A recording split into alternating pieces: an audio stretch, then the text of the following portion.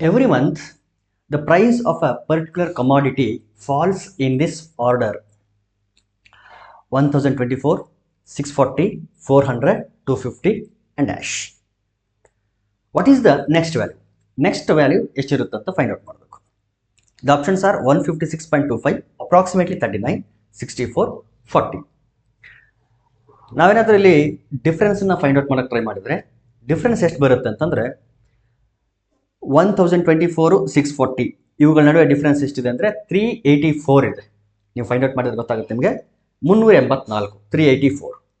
640 ಮತ್ತು 400 ಇವುಗಳ ನಡುವಿನ ಡಿಫ್ರೆನ್ಸು 240 ಇದೆ. ಮೊದಲಿಗೆ 384, ಆಮೇಲೆ ನೆಕ್ಸ್ಟ್ ಟರ್ಮ್ಗಳ ನಡುವಿನ ಡಿಫ್ರೆನ್ಸು 240 ಇದೆ. ಇಲ್ಲಿ 150 ಇದೆ, 150. ಇಲ್ಲಿ ಏನಾದರೂ ಪ್ಯಾಟರ್ನ್ ನಿಮಗೆ ಕಾಣಿಸುತ್ತಾ ಅಂತಂದರೆ ನೋ, ಅಲ್ಲೇನು ಪ್ಯಾಟರ್ನ್ ಇಲ್ಲ. ಹಾಗಾದರೆ ಡಿಫ್ರೆನ್ಸನ್ನು ಫೈಂಡ್ ಮಾಡೋದು ಒನ್ ಆಫ್ ದ ಆಪ್ಷನ್ಸ್ ಅಲ್ಲ ಇದು. ಸೊ ಅದರಿಂದ ನಮಗೆ ಯಾವುದೇ ರೀತಿ ಯೂಸ್ ಆಗಲ್ಲ. ಹಾಗಾದರೆ ಡಿಫ್ರೆನ್ಸ್ ವರ್ಕೌಟ್ ಆಗಲಿಲ್ಲ ಅಂತಂದರೆ ನೆಕ್ಸ್ಟ್ ಯೂಶ್ವಲಿ ನಾವು ಮಾಡೋಂಥ ಕೆಲಸ ಯಾವುದು ಅಂತಂದರೆ ರೇಷಿಯೋ ಫೈಂಡ್ ಔಟ್ ಮಾಡೋದು. ರೇಷಿಯೋ ಫೈಂಡ್ ಔಟ್ ಮಾಡೋಣ. 640 ಡಿವೈಡೆಡ್ ಬೈ 1024 ನೋಡೋಣ ಏನು ಬರುತ್ತೆ ಅಂತೇಳಿ. 640 ಡಿವೈಡ್ ಬೈ 1024. ಯಾಕಂದರೆ ಈ ರೀತಿ ಅಪ್ರೋಚನ್ನು ನಾವು ಆಲ್ರೆಡಿ ಎಷ್ಟೋ ಕ್ವಶನ್ಸಿಗೆ ಮಾಡಿದ್ವಿ. ಡಿಫ್ರೆನ್ಸ್ ವರ್ಕೌಟ್ ಆಗಲಿಲ್ಲ ಅಂತಂದರೆ ರೇಷಿಯೋ ತಗೊಂಡು ಟ್ರೈ ಮಾಡಿದ್ವಿ ನಾವು. ಹಾಗಾಗಿ ನೋಡಿ, 1024 ಮತ್ತು 640 ಎರಡೂ ಕೂಡ 8ರಿಂದ ಡಿವೈಡ್ ಆಗ್ತದೆ. ಸೊ 8ರಿಂದ ಮೊದಲು ಡಿವೈಡ್ ಮಾಡೋಣ. 8 8 64, 8 0 ಆಯಿತು.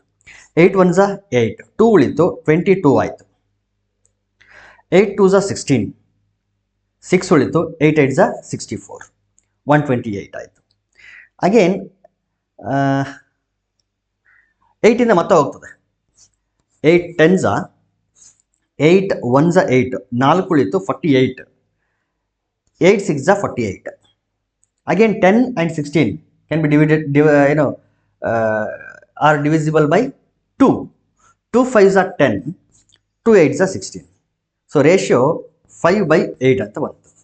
ಫಸ್ಟ್ ಮತ್ತು ಸೆಕೆಂಡ್ ಟರ್ಮ್ಗಳ ರೇಷಿಯೋ 5/8 ಬಂತು. ನೆಕ್ಸ್ಟ್ ತಗೊಳ್ಳೋಣ 400 ಡಿವೈಡೆಡ್ ಬೈ 640 ತಗೊಳ್ಳೋಣ. 400 ಡಿವೈಡೆಡ್ ಬೈ 640, 0 0 ಕ್ಯಾನ್ಸಲ್ ಮಾಡಿ. 40 ಮತ್ತು 64 8ಇಂದ ಡಿವೈಡ್ ಆಗ್ತದೆ. 8 5s are 40, 8 8s are 64. For our luck we got 5/8. ನೋಡಿ, ಇಲ್ಲೂ 5/8 ಇದೆ, ಇಲ್ಲೂ 5/8 ಇದೆ. ಮೇ ಬಿ ಈ ರೇಷಿಯೋ ಕಾನ್ಸೆಪ್ಟ್ ಆಗಿ ಹೋಗ್ತದೆ ಅಂತ ಅನಿಸುತ್ತೆ. ನೆಕ್ಸ್ಟ್ ತಗೊಳ್ಳಿ 250 ಡಿವೈಡೆಡ್ ಬೈ 400. 250 divided by 400. ಇಲ್ಲೂ ಕೂಡ 5/8 ಬಂದರೆ ಡೆಫಿನೆಟ್ಲಿ ಅದೇನೇ ಏನಂತಂದರೆ ರೇಷಿಯೋ ಎಲ್ಲ ಟರ್ಮ್ಸ್ಗಳ ನಡುವೆ ಇರ್ತಕ್ಕಂಥ ratio 5/8. 0 0 cancel. 5 5s are 25, 5 8s are 40. Therefore 5/8 is the ratio. So ಪ್ರತಿ ಎರಡು ಟರ್ಮ್ಗಳ ನಡುವೆ ರೇಷಿಯೋ ಎಷ್ಟಿದೆ ಅಂತಂದರೆ 5/8, 5/8, 5/8 ಅಂತ ಇದೆ. ಹಾಗಾದರೆ ನೆಕ್ಸ್ಟ್ ಟರ್ಮ್ ಯಾವುದು ಅಂತ ಗೊತ್ತಿಲ್ಲ, ಅದನ್ನು ನಾವು ಎ ಅಂತ ಅನ್ಕೊಳ್ಳೋಣ. ಇಲ್ಲಿ ಆ್ಯಕ್ಚುಲಿ ನಾವು ಫೈಂಡ್ ಔಟ್ ಮಾಡಿದ್ದು ಹೆಂಗೆ ಮಾಡಿದ್ದೀವಿ? ಒಂದು ಟರ್ಮ್ ತೊಗೊಂಡ್ರೆ ಡಿವೈಡೆಡ್ ಬೈ ಹಿಂದಿನ ಟರ್ಮ್ ಮಾಡಿದ್ದೀವಿ. ಒಂದು ಟರ್ಮ್ ಡಿವೈಡೆಡ್ ಬೈ ಹಿಂದಿನ term divide by the previous term. ಹಾಗಾದರೆ ಎ ವ್ಯಾಲ್ಯೂ ಬೇಕು ಅಂತಂದರೆ ನಾವೇನು ಮಾಡಬೇಕು? ಎ ಡಿವೈಡೆಡ್ ಬೈ 250 ಮಾಡಿದರೆ ರೇಷಿಯೋ ಎಷ್ಟು ಬರಬೇಕು?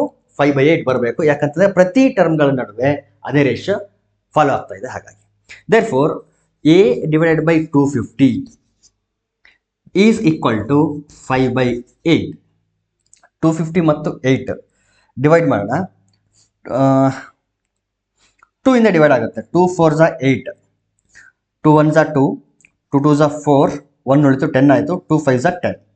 125 ಕ್ರಾಸ್ ಮಲ್ಟಿಪ್ಲೈ ಮಾಡಿಕೊಂಡ್ರೆ from this we can write A equal to 5 into 125 divided by 4.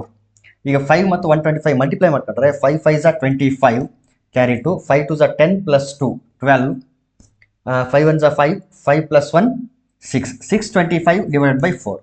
625ನ 4ಇಂದ ಡಿವೈಡ್ ಮಾಡಿ. 4 1s are 4, 4 1s are 4, 2 ಉಳಿತು, 22 ಆಯಿತು. 4 5s are 20, ಅಗೇನ್ 2 ಉಳಿತು, 25 ಆಗ್ತದೆ.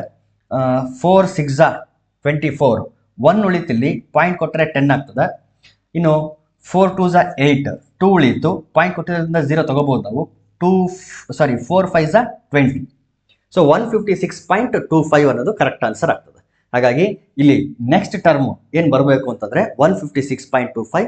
So first option is correct option.